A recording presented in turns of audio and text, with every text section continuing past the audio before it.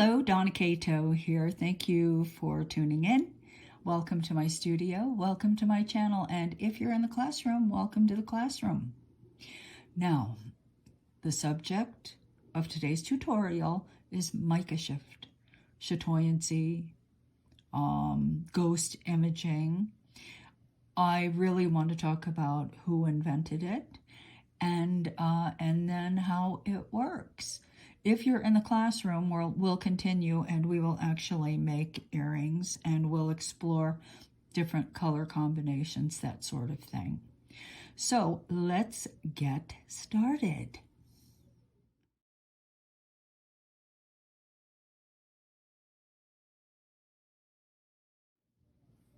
Now, every line of clay, I believe, I don't know anything about clay, so I don't know, but pretty much every line will have certain colors that are metallic colors. Like this is my Kato POLYCLAY gold.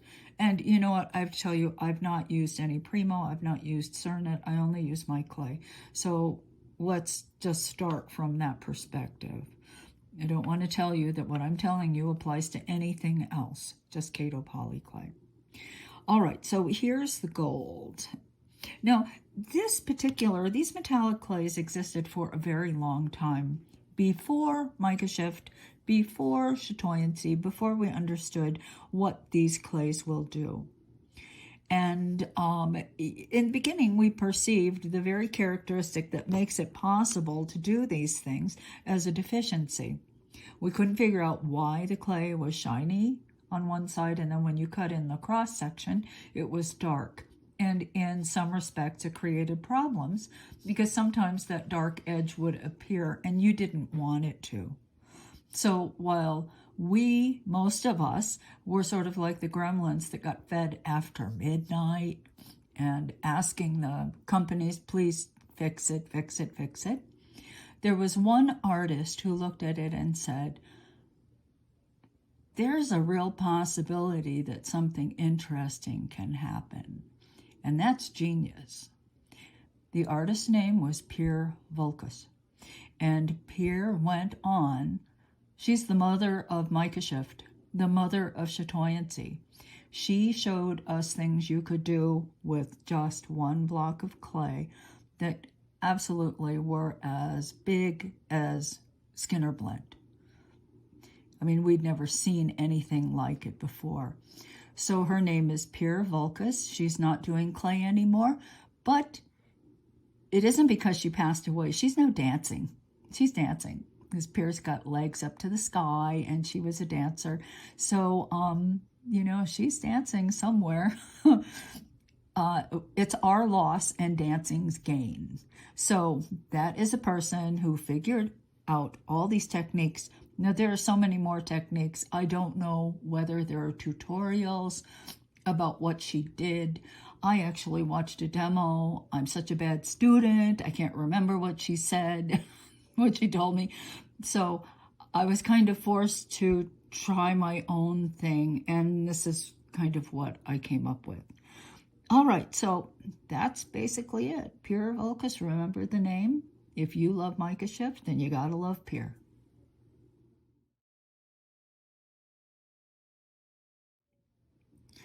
Okay, now why does it work? Why is it possible to take one color and make patterns and cane with it? And how is that possible? Why does it work? Well, the answer lies in the makeup of the clay.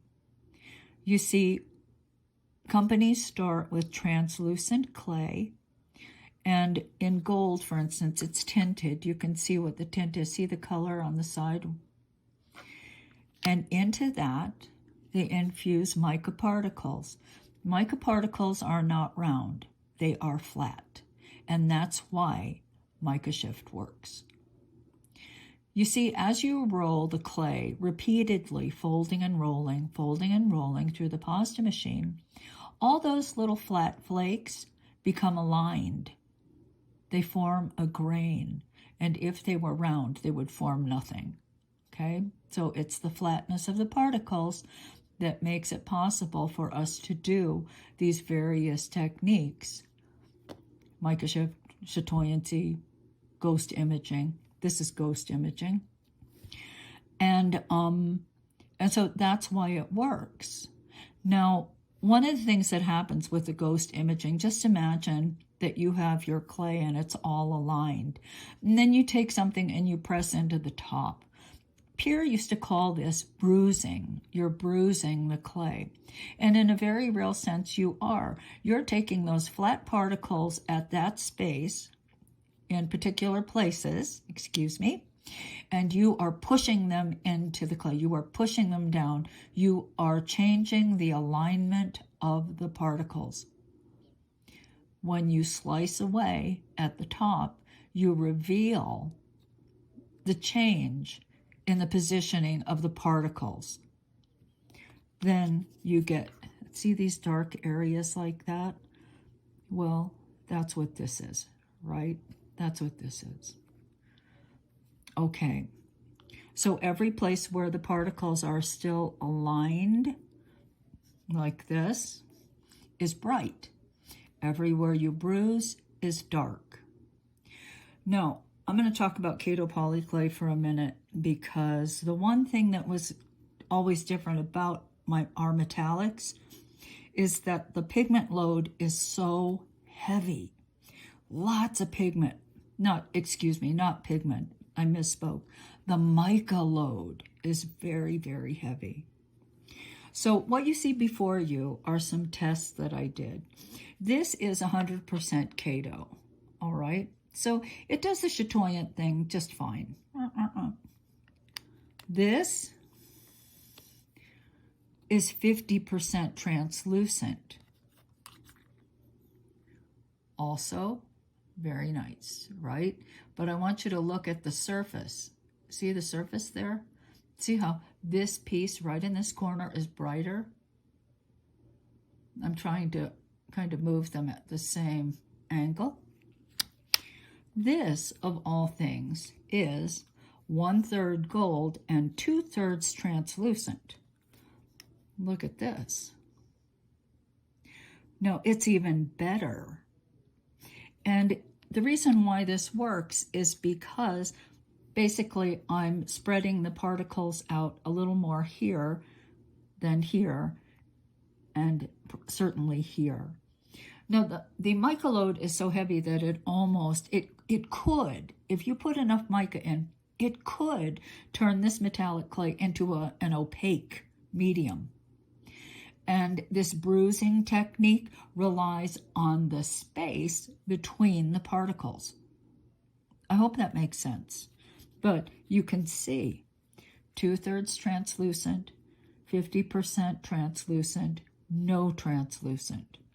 It also creates a shinier surface. This is the 2/3. Okay? All right. So that's why when I do Mica Shift, I add translucent. For instance, this is 50% translucent. This is 50% translucent. I mixed color into pearl clay, but my pearl clay was 50% translucent. Okay.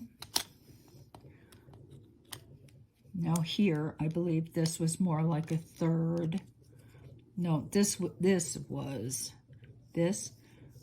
2/3 translucent, 1/3 pearl, and then tinted. So I think you can see how you can play with the metallic clays, particularly in Kato, and you can add, by adding more translucent, you actually improve the quality of the Mica Shift.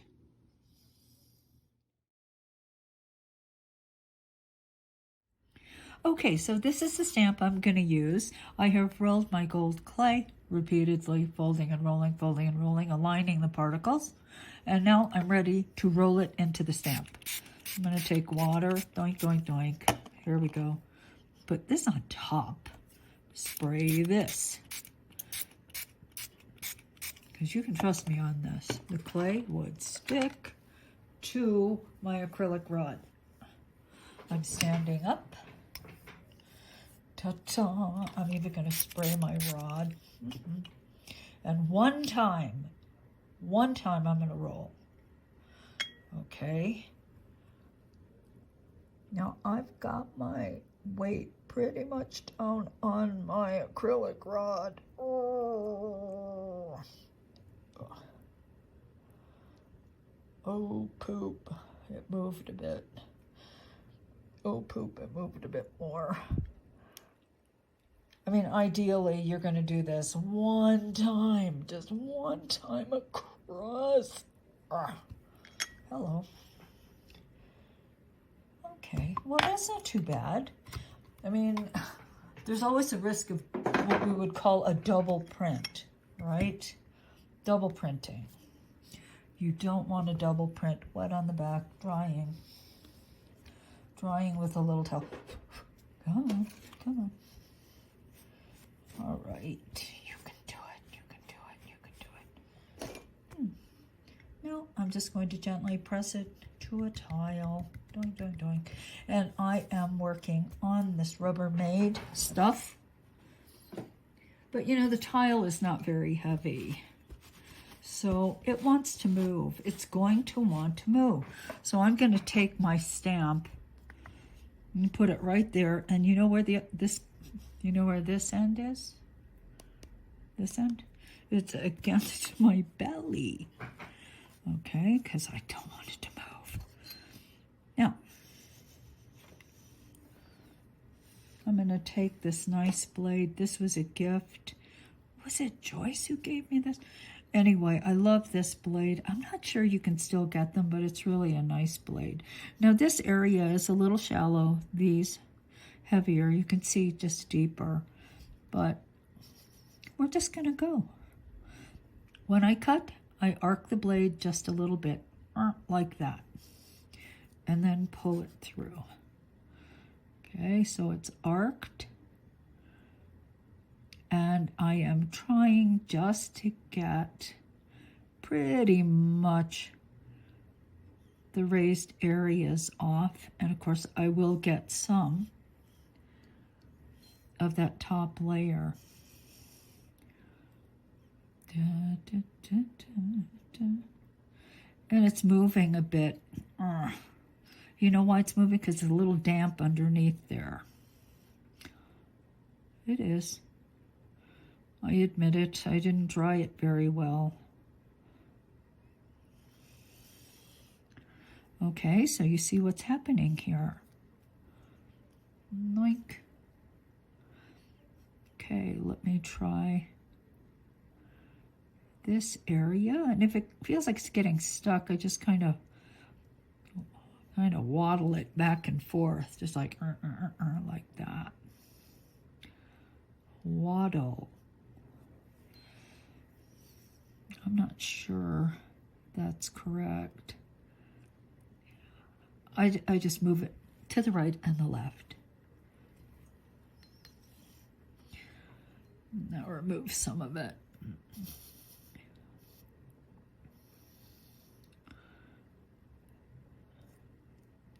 Now you can see here I cut a little bit deeper in, but I still got, now that's when you really get the ghosty kind of thing happening. It's not quite as distinct as it is over here, but it's totally smooth because I did cut all the way down in the clay. I did actually remove a whole layer, a complete layer, okay, like that.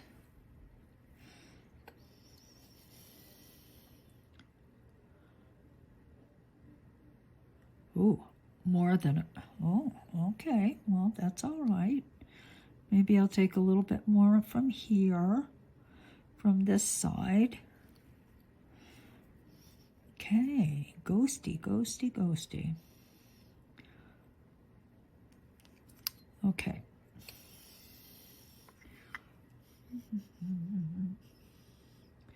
Ghosty. Okay. So that's good.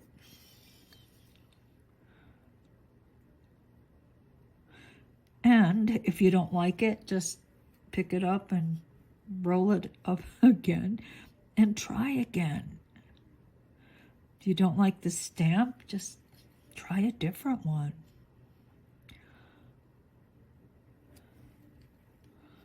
But you haven't lost anything, just a few minutes of your time.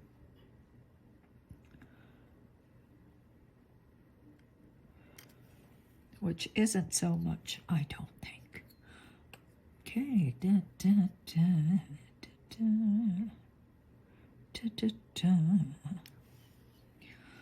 Okay, so I think I've cut enough. I think you get the picture.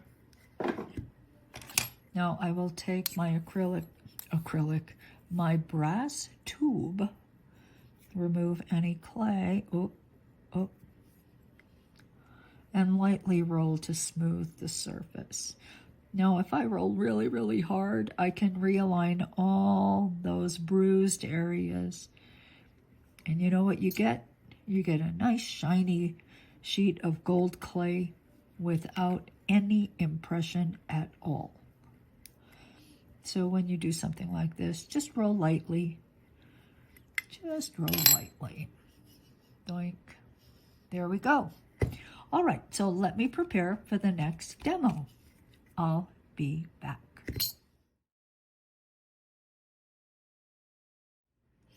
All right, so I've rolled my clay, repeatedly folding and rolling, aligning the particles. And this has been rolled through setting number 3. Really, because it's kind of slightly easier to roll it up. And that's why it's setting number 3. There isn't really another good reason. Okay, so now I'm just going to roll it up. Doink, doink, doink, doink, doink, doink, doink, doink. Okay, let's roll this baby up. Roll her up tight. Doink, doink. Just like that. Now let's angle cut over here. Like so, because it's just a little easier to integrate that cut edge in if it's angled. No other reason than that. I'm going to cut the ends. Doink, doink, like so. Now let's take this guy, stand it up on end, and cut away the 4 sides. You will soon see why. 1, 2, 3, 4. 2, 2, 2, 3, 3, 4.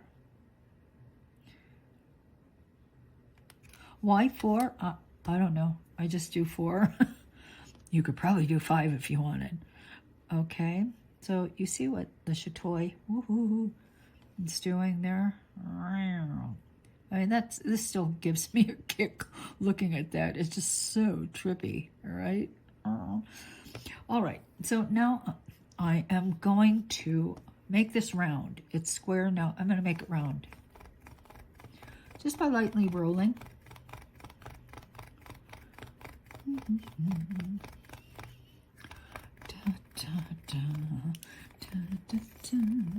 There's a little water on my table.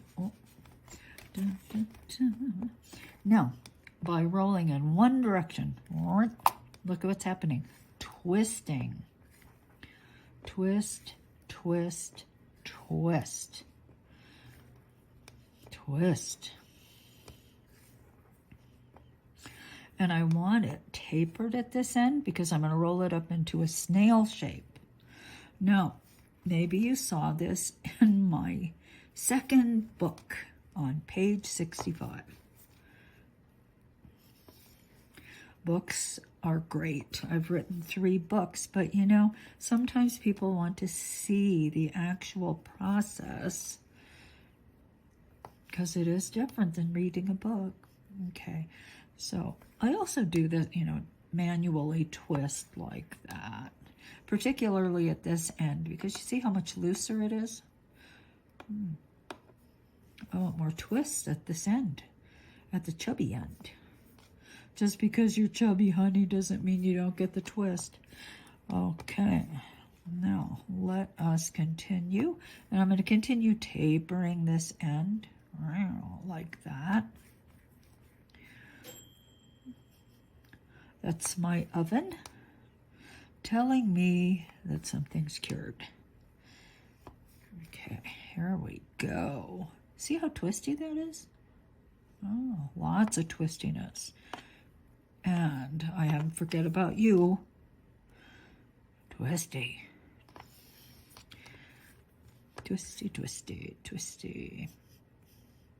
Anybody else talk to their clay? I do. Obviously. Okay, now I'm going to take this and I'm going to turn it into a snail. Now, I don't necessarily have to. I'm going to show you something. See these pieces? Well, that is this without the twisting, without it turning into a snail. This is what happens when it turns into a snail. Okay, so you have options. You could leave it straight like this and cut the sides, or you can twist it. Now, if you're going to leave it straight like this, you cut one side, then you move it and you cut another side, you move it, you cut another side. So you would end up with 4 distinct cut sides, and you just keep cutting and moving and cutting and moving, and that's how you get all of these. Okay? All right. Back to this. Now, starting, I just take my finger with the gold clay all over it, and I just start like that, just gently, because if I go too fast, you know what happens? It's going to crack. So I don't want to go too fast. I just give the clay a chance to kind of catch up. See, this is contracting, but this is stretching. And if I don't give it enough time, it's gonna break. And it won't be its fault. It'll be my fault because I was impatient. So a little bit of patience. Let the clay catch up. It's gonna catch up to you. All right, there we go. We're getting there. It's pretty this way, too. I mean, you could just cut it in half and have earrings. I could make that the end of the demo. That'd be easy. But I'll continue. Now, at the chubby end, I'm just going to cut some away so that I have something nice and flat for it to balance on like that. Because the next thing I have to do is I have to cut slices from the sides. Both sides. Okay? Now, ordinarily I use my stiff blade. I'm going to live dangerously, and I'm going to use this little blue blade. And see how we go. Whoa! Look at what we have. Just like that. Cool, huh? Now, when you're cutting these, I want you to lay them out before you, because what will happen is when you make a sheet, you're going to use the worst slices first. You lay them down first, and then you top it off with the good stuff.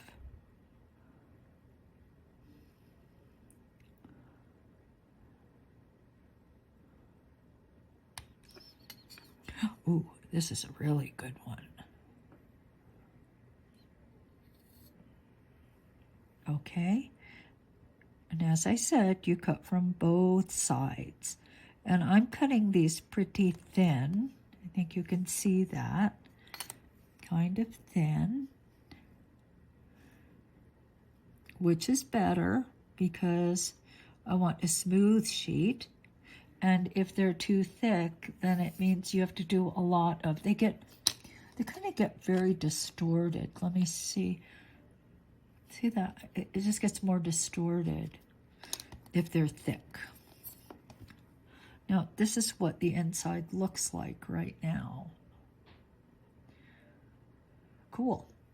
All right, so let me continue cutting. I will assemble all my little pieces and then we will make a sheet. So I'm cutting, and I wanted to stop and show you something, because what happens as you get closer to the center, wherever the center is, that bright line starts concentrating. It becomes like a line, right? This is nicer down here. This is the line. This side is definitely nicer. See, I've hit the line almost already right there. Okay, so I'm going to go back to the other side and continue cutting. I'll be back. So I cut these apart because I wanted more of what's happening in the middle and less of what was happening on the outside. You might have to do this, depending on the size of the sheet you're making, you might have to do this a few times. But this is basically what I have now that I'm going to work with. So I'm going to take some clay and make a sheet, and I will be back. Okay, so I just took some of the slices that I thought weren't quite as nice, and I put them on the clay. Okay, and this clay's been rolled through setting number 3, and it's on a ceramic tile. So now I'm going to start just rolling it, and I really didn't stick it to the ceramic tile. It's just a temporary work surface. Because I think what I'm going to do to this is kind of work it in a bit with my handy dandy brass tool, like that. But I'm going to roll it through the pasta machine. All right, so let's just get it off. This is why I didn't really... Oh. Okay. Now I'm going to roll it through the same setting.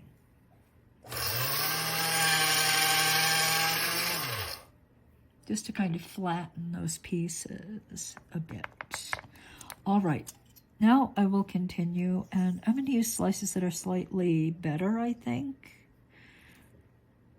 Just position them on. And I must tell you, you might have to make several of these snails, you know, to get the slices that you want.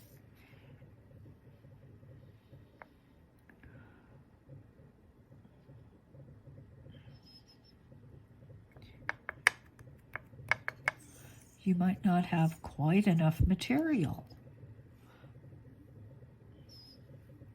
Come here, you. Stuck in the wrong place. All right. That's better. Let's see about you. All right. What else can I put on? You.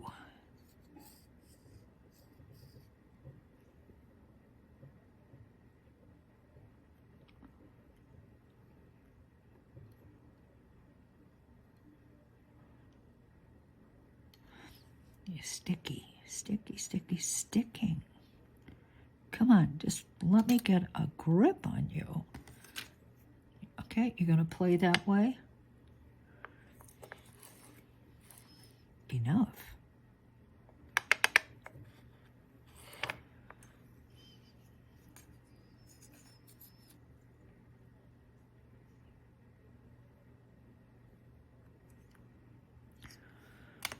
Okay, now let's work these in with the rod. Like so.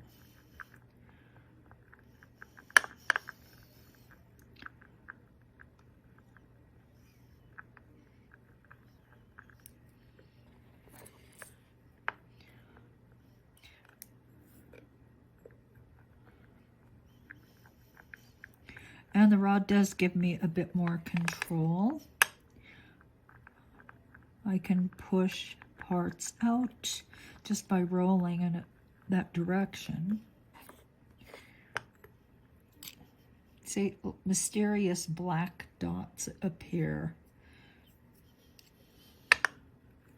For instance, here, if I want this to sort of spread this way, then of course I actually roll so that it does. Rolling out like that is pulling the clay out with me. Okay.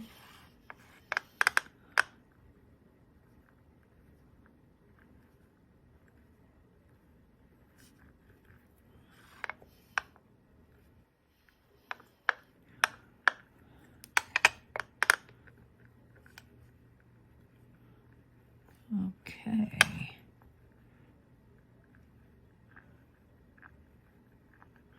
I wish I could remember all the things that, actually I didn't see that much, but you know, Pierre had so many techniques.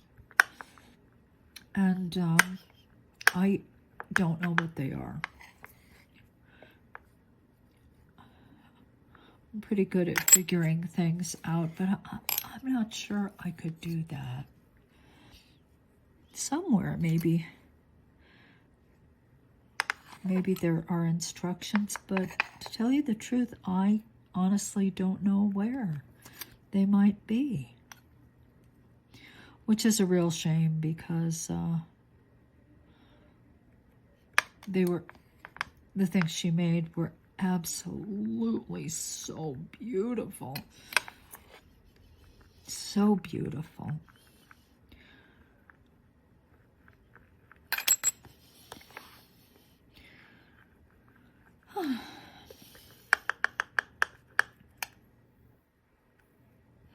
Okay, so as I roll, I'm actually trying to make everything perfectly smooth, but you know, every now and then you might run into a situation where you've got air trapped, and I can feel it and I can see it right there. So I'm just going to pierce and push it out best I can,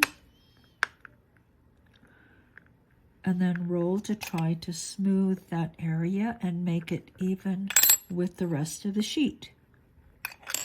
You know, you really can kind of see, and I can actually push it a little bit, and I can see that there's air in there. So if you see that kind of thing, of course, you have to just pierce it and push it out. You'll be much happier if you don't have that.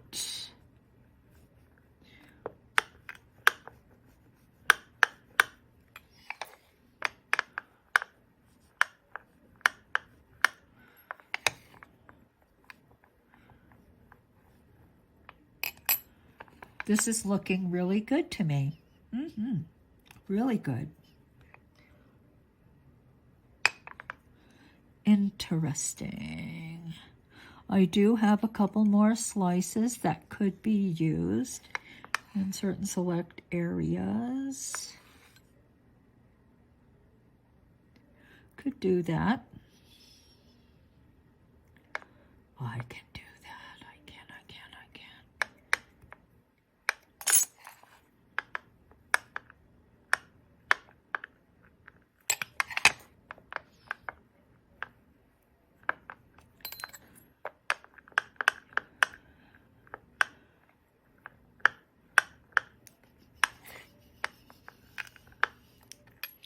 All right, I think that's it. I'm just going to cut some away, and this will just be a sample. Just a little sample. And remember, the gold that I used is 1 part gold, 2 parts translucent. So let me get these 2 in the oven, and then I'll be back. Now what I want you to do, actually, you know what? Hello. I'm going to keep some of it raw, so you can actually, we can compare, all right?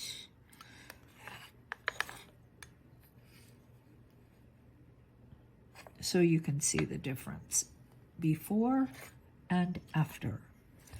Same thing here. Uh-oh, where'd you go? Okay, so let's keep this guy raw, and this guy is going to get cooked.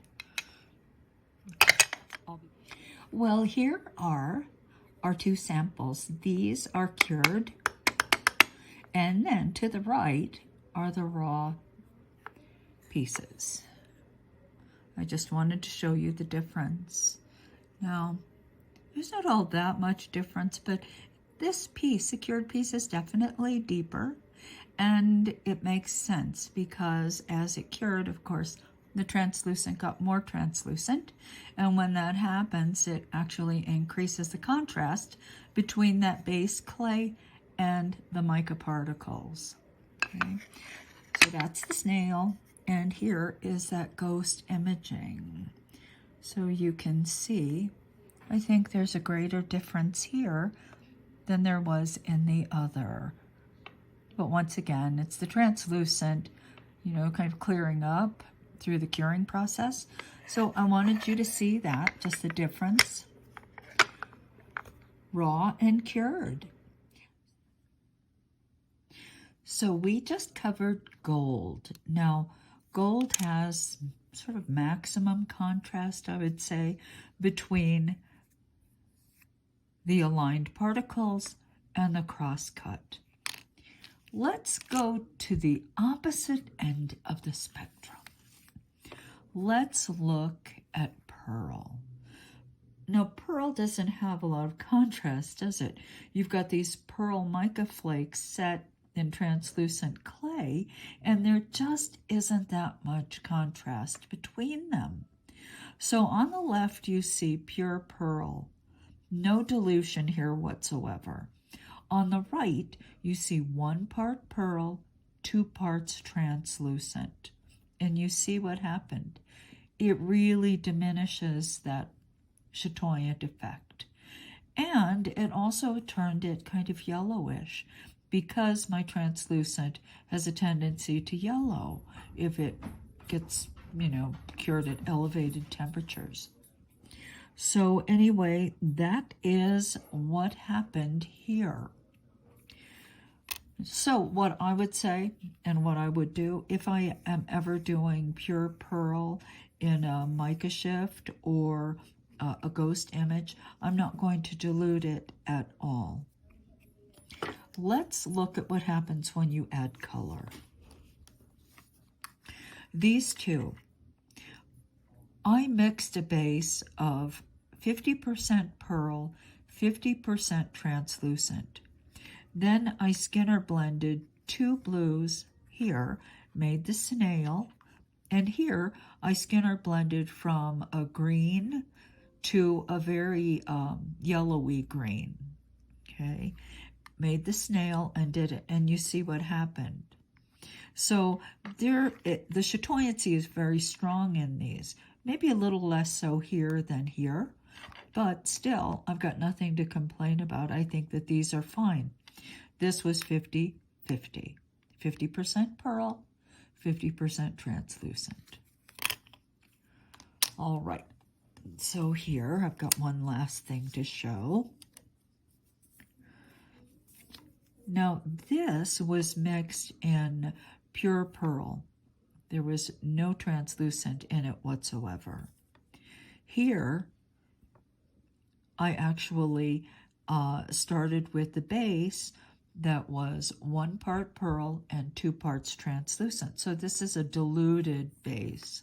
This is the pure pearl. This is diluted. And you know what? I didn't really lose that much chatoyancy in it at all. And as a matter of fact, I kind of like the addition of the extra translucent in some of these cases because it creates kind of a softer look. This is more defined, but sometimes you just want something that's sort of more watery, let's say. And these earrings that I made, let me get them. For instance, this guy, I like this effect. It's almost, it's softer and more, I don't know, I describe it as more watery. Yeah, well, this too. Now I put liquid clay on the surface, but you can see that the chatoyancy is there and it's quite nice, but it's not totally it's not really that strong. Here's this, and this is basically this. Okay, so you see what's happening there. And I really like this effect. So I'm going to continue to work with the more diluted pearl. Now, in some cases, if there's not as much contrast, then maybe I'll reduce it down to 50-50 as I did here, 50%, 50%. Okay, so that, in a nutshell, is just a very short primer on Mica Shift, and specifically in Kato, because, as I said, I do not work with the other colors. Some lines have a great deal, many colors that you can choose from, but I wanted to show you what you can do yourself. If you don't have access to all those various colors, you still can take your pearl clay and you can create your own custom palettes of Mica Shift and chatoyant colors to use. So thank you for watching. If you're in the members classroom, we're going to continue. We are going to make some of these guys. All right. So until we meet again, I'm Donna Kato. Goodbye.